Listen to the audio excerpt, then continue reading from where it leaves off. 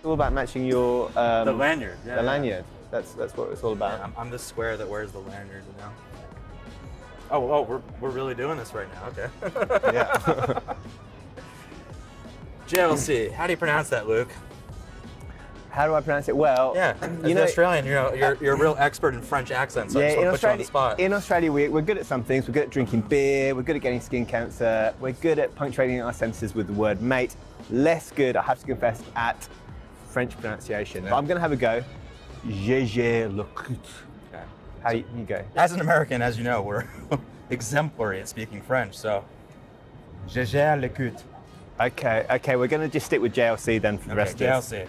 And this year, what JLC have done, they're exploring the age-old marriage between astronomy and horology. Yeah, but they're doing it in quite a new way. They certainly are. Two real highlights of my fair are the Rendezvous Dazzling Star and the Rendezvous Star. Now, basically what this watch does is it pays tribute to, I guess, the most kind of like mystical sort of celestial phenomenon of them all, which of course is the shooting star. We'll get to the shooting star in a minute, but when you look at this watch, the first thing that catches your eye, it's festooned with diamonds. There are diamonds all around the bezel, all around the case, all around the lugs. But there's something else pretty special about this watch.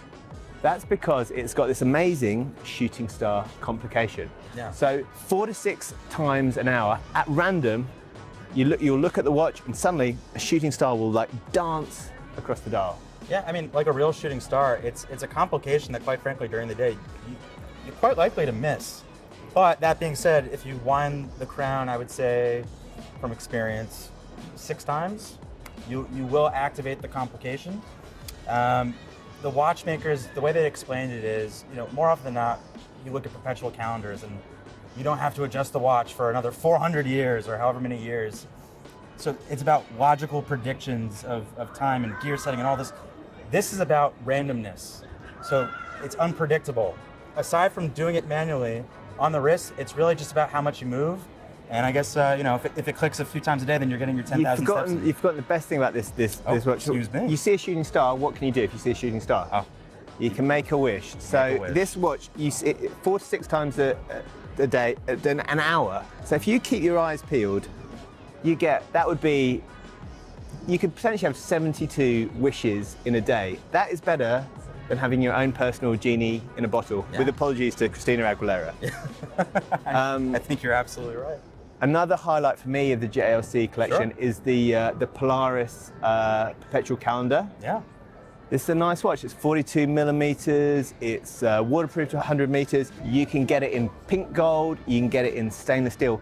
And for me, this watch, it just walks the tightrope between kind of sportiness and elegance. And you can get it on a couple of different straps too. Yeah, so in stainless steel, you're allowed to have a bracelet, or it's bundled with a bracelet and a rubber strap. The rose gold or pink gold, however, there is no bracelet.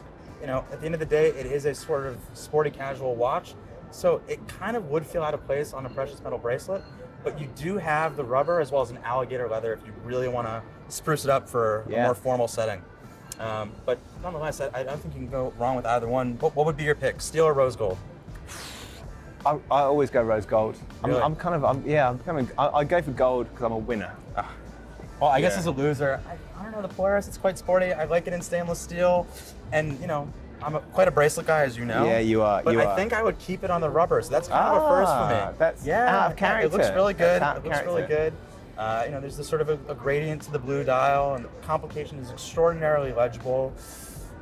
It's a fun watch, and it's a good price for, what it is and the brand that's manufacturing, one of the most prestigious movement manufacturers of all time.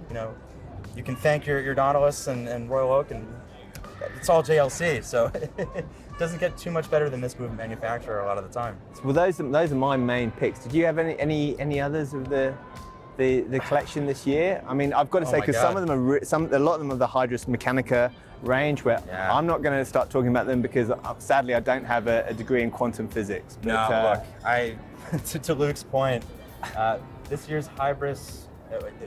Last year it was Hybris Mechanica, but I think this year it's actually Hybris Artista. I mean, look, there's a lot of art artwork going on with these dials, cloisonné enamel, and there's really a lot to dig into. But what you need to know for now, okay, is we've got tourbillons, we've got minute repeating complications, we've got celestial complications. We have the ability to tell not only the time as we know it in a 24-hour scale, but in real time or side real time, I think it's called, where it's truly a day is actually 23 hours, 56 minutes, and some 4 seconds. 4 seconds. 4 seconds, thank you. Maybe. If you bother me in the comments about that, I'm coming for you, all right? It's been a long day.